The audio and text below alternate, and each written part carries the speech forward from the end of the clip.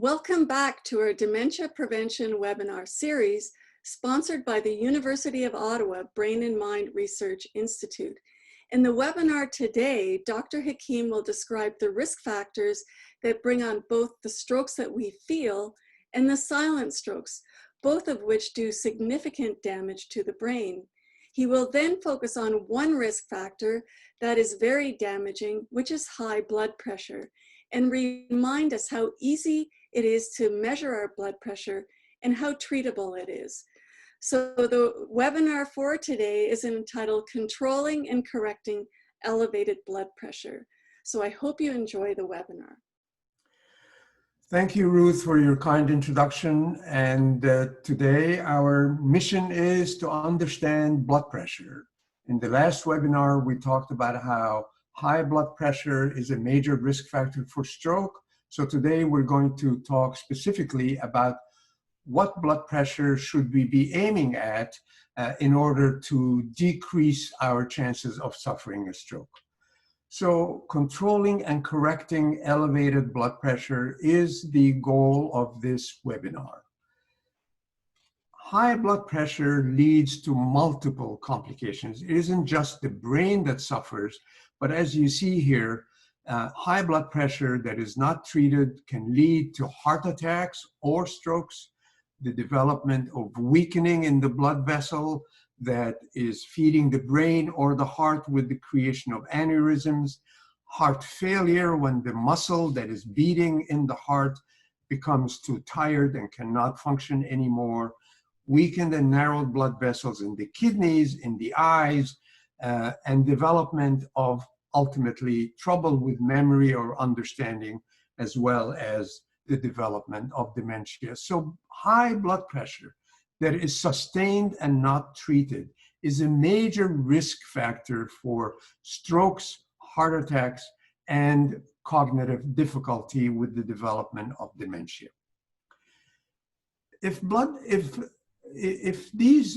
If there are risk factors that cause both strokes and heart attacks, colleagues asked the question, well, which risk factors are more likely to cause strokes and which risk factors are more likely to cause heart attacks? And in this slide, if the risk factors are listed down here: high blood pressure, smoking, diabetes, waist to hip ratio, which is a signal of obesity, and decreased physical activity if we're sitting on our butts for prolonged periods of time.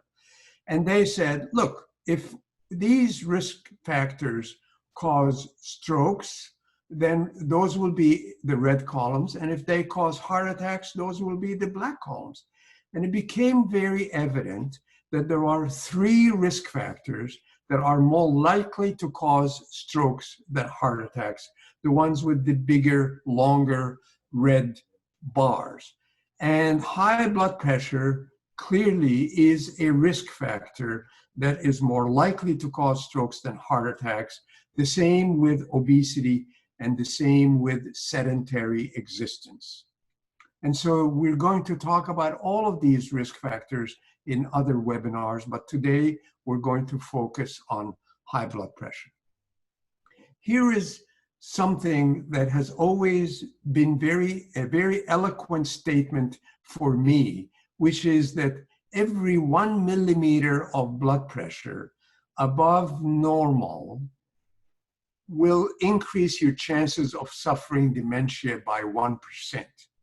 This is amazing that over time, if blood pressure is high and stays high above what we're going to define as being normal blood pressure, the risk for dementia is very significant. And so a major study was done that is called the SPRINT study.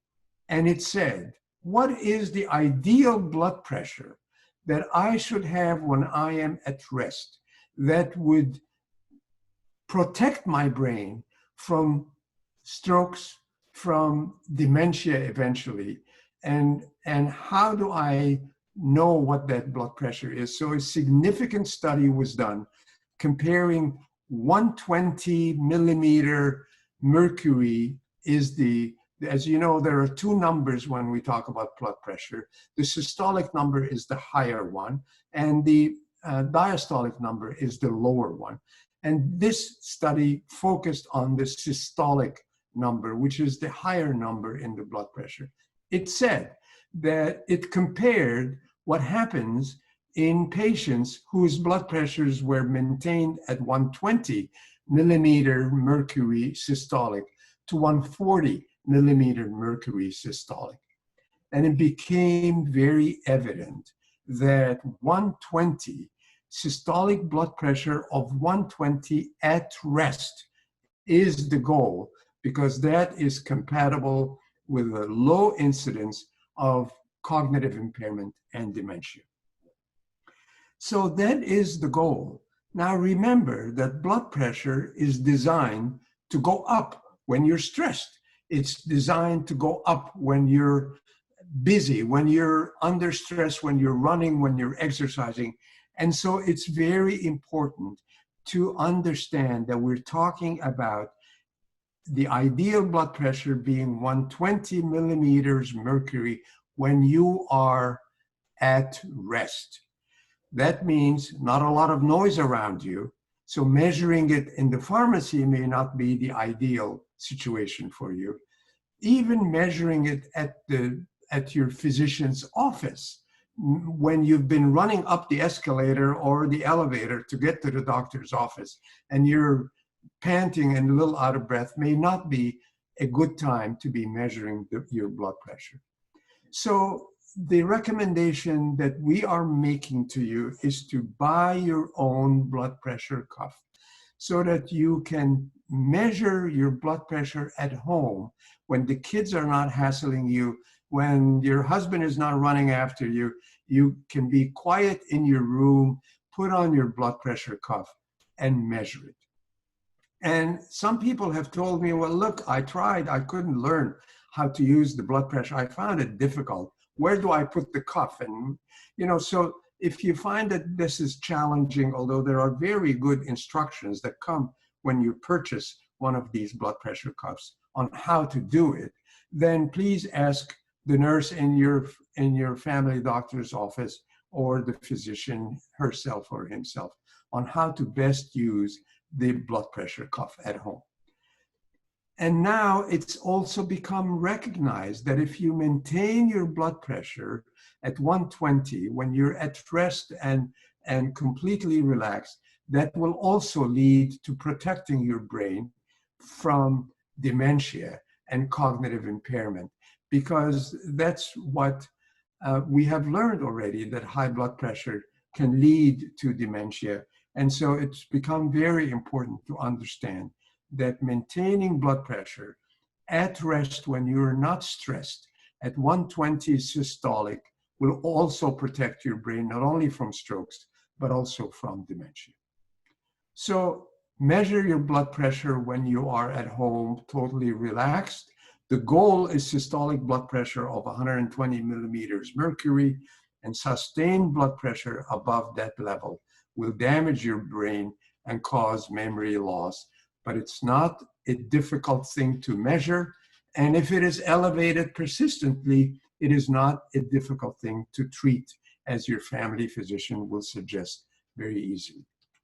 Again, thank you very much. And at the next webinar, we're going to talk about a different risk factor for dementia, which is obesity. But I'm very happy to have shared with you the most recent knowledge about blood pressure and its management. Thank you very much. If you'd like to learn more about resources available to you, please visit our partners at the Dementia Society of Ottawa in Renfrew County. So I'd like to thank Dr. Hakim for a very interesting and informative webinar, and I hope everyone really enjoyed it. And at this point, I would like to thank our supporters and also acknowledge our partners. So the University of Ottawa Brain and Mind Research Institute is affiliated with and supported by the University of Ottawa and the associated faculties. We also have over 250 researchers many of whom come from our partner institutions, including CHIO, the Briere Hospital, the Montfort Hospital, the Ottawa Hospital, and the Royal Institute of Mental Health Research. Finally, I would like to thank the Brain and Mind admin team for all the work and all their production efforts, including Natasha Hollywood, Victoria Rache, Candice Fortier, and Sarah Schock. So thank you so much. And finally, if you have questions for us, or if you have comments, or you'd like to follow us, please go to our website at uottawa.ca/brain, or follow us on Facebook or on Twitter. And many of you are with us today because you have lived experience with dementia.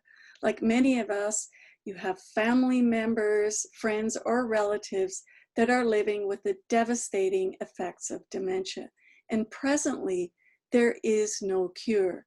So if you would like to make a difference and make a direct impact on the innovative research that we're doing at the University of Ottawa Brain and Mind Research Institute, please support our memory and cognition research today by going to the link alumni.uottawa.ca/brainhealth.